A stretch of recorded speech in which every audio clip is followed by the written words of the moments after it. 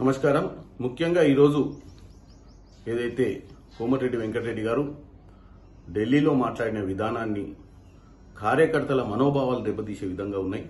ఎంతో మంది కార్యకర్తలు రాష్ట్ర స్థాయిలో రాత్రి పగలు కష్టపడి పార్టీని పవర్లోకి తీసుకురావడానికి ప్రయత్నం చేస్తున్నారు. ఆ భాగంగానే ఈరోజు అన్ని నియోజకవర్గాలలో హాస్యాజ్యుడు కార్యక్రమాలు రేవంత్ రెడ్డి గారు కూడా ఈ కార్యక్రమాన్ని గత వారం రోజులుగా మహబాద్ పార్లమెంట్ లో తిరుగుతున్నారు.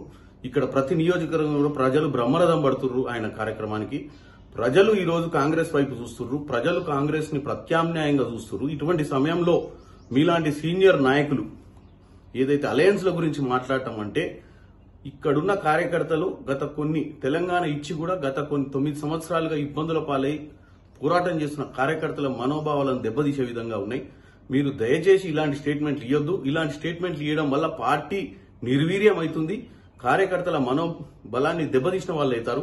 ఎందుకంటే మీరు ఈ గతంలో ఎమ్మెల్యే, మినిస్టరు, ఈ రోజు మెంబర్ ఆఫ్ పార్లమెంట్ ఉండి మీరు బాధ్యతారహితంగా మాట్లాడొద్దని విన్నపించుకుంటున్నాను.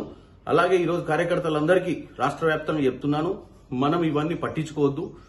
రాహుల్ గాంధీ గారు మనకు వరంగల్ మీటింగ్ లో క్లియర్ గా చెప్పడం జరిగింది, ఏ అలయన్స్ ఉండదని.